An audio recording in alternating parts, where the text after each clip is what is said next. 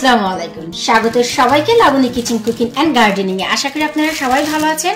আজ আপনাদের সাথে আমি যে ভিডিওটি শেয়ার করব তা হচ্ছে এই বছর আমার গার্ডেনের ফার্স্ট ভিডিও। আর আমি বরাবরই আলুর গার্ডেনিং দিয়ে শুরু করি, তার মানে হচ্ছে আলু লাগানো দিয়ে।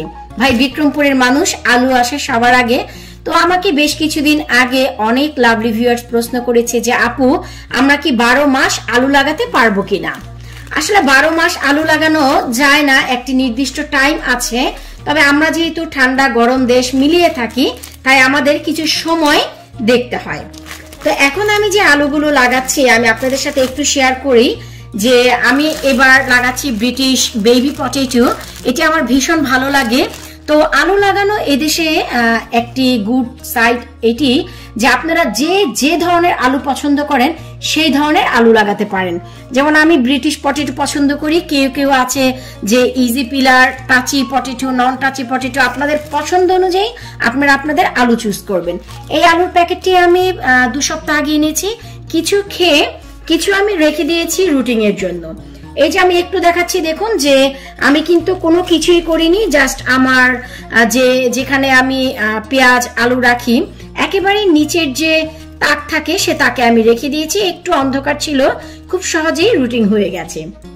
তো অনেকে আছে দেখা যায় যে আলুও আমরা বাইরে থেকে কিনে নিয়ে এসে তারপরে লাগাই। তো এই যে কয়েকটি আলু, এখানে মাত্র 5 থেকে 6টি আলু আছে। এই আলুগুলোর প্রাইস পড়বে আপনার 399, এভারেজে 4 পাউন্ড।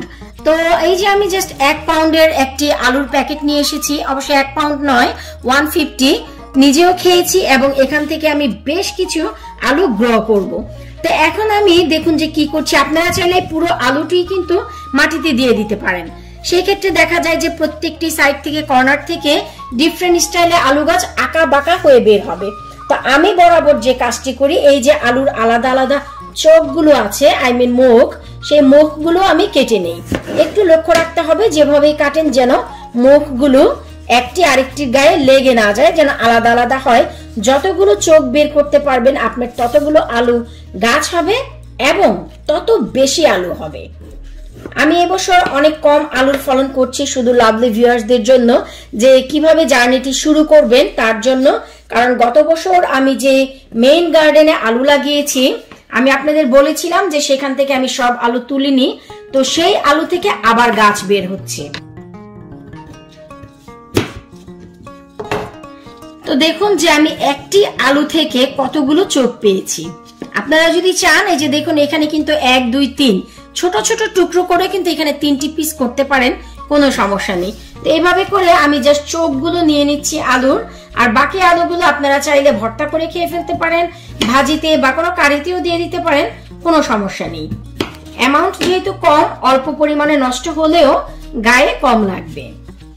আলুগুলো কেটে আমি চোখগুলো নিয়ে নিয়েছি। এখন আমি একটি পটে লাগাবো, কারণ মেইন গার্ডেনে নয়, এবার আমি টবে দিচ্ছি। আমার লাভলি ভিউয়ার্সদের জন্য একই প্রসেস ফলো করে আপনারা মেইন গার্ডেনও দিয়ে দিতে পারেন।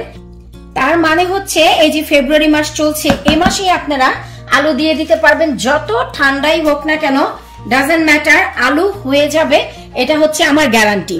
এই যে দেখুন আমি এখানে একটি বড় মাত্রা ডিপ টব নিয়েছি। আর আলু বেসিক্যালি একটু নিচের দিকে দিতে হয়, এতে করে আলু খুব ভালোভাবে গ্রো হয়। এখন তেমন কোনো কাজ নেই, মেন মাটিতে দিলে আপনারা একটু সারি সারি করে দিবেন। আমি যেহেতু টবে দিচ্ছি তাই আমি একটু লক্ষ্য করলেই দেখবেন যে আমি আমার পছন্দ মতন জাস্ট দিয়ে দিচ্ছি।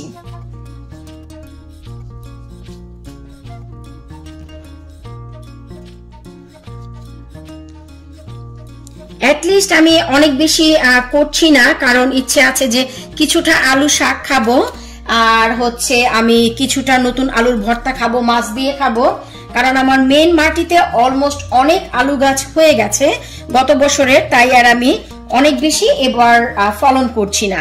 তারপরেও মাশাআল্লাহ যদি গাছ হয় আপনারা নিজেরাই দেখতে পাবেন যে এখানে কত হিউজ পরিমাণ আলু হবে।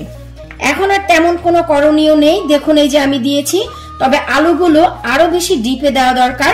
কিন্তু এখন আর আমি মাটি দেব না। যখন গাছ বের হয়ে 6 ইঞ্চি পরিমাণ হবে তখন আমি অনেকটা মাটি দিয়ে ভরে দেব, তবেই চলবে। তবে হ্যাঁ, এখন আমি যে কাজটি করব এটি করা জরুরি, কারণ আমার এই যে পট পটটির নিচে দিয়ে কোনো ফুটো করা নেই, যেহেতু এখন অনেক বেশি ঝড় বৃষ্টি হচ্ছে আর এই টবটি আমি ঘরে রাখবো না, রাখবো হচ্ছে আমার গার্ডেনে। তাই বৃষ্টিতে যেন একেবারে মাটি টুপু না হয়ে যায় পানি দিয়ে, তাই আমি একটি জাস্ট প্লাস্টিকের ব্যাগ দিয়ে ঢেকে রাখছি বৃষ্টি থেকে বাঁচার জন্য। যখন দেখবো গাছগুলো বড় হয়ে গেছে প্লাস্টিকটি খুলে দেব এবং নিচ দিয়ে টবটি ফুটো করে দিব, যেন বৃষ্টিতে পানি একেবারে আটকে না ধরে। এখন এই যে দেখুন আমি প্লাস্টিকটি দিয়ে দিয়েছি, এতে করে অনেক বেশি বাইরে ঠান্ডা, যদি কারো ভয় থাকে গাছগুলো হবে না, তবে কিন্তু সেই ক্ষেত্রে একটি গ্রিন হাউসের কাজ করবে। আর আপনারা যদি চান যাদের হাতের নাগালে টব নেই তারা কিভাবে গাছ লাগাবেন, বেশ কিছুদিন আগে আমি আপনাদের সাথে একটি ভিডিও শেয়ার করেছি। বিভিন্ন ধরনের শপিং ব্যাগ, চালের প্যাকেট, এমনকি আটা ময়দার প্যাকেটে যেগুলো ভ্যাকুয়াম ব্যাগ, সেই ধরনের ব্যাগে আপনারা অনায়াসে এই ধরনের গার্ডেনিং করতে পারবেন। এই টবটি এখন ধরে রেখে দিব সরাসরি গার্ডেনে, ফিরে আসবো যখন আমার আলো থেকে গাছগুলো বের হবে। আল্লাহ হাফিজ।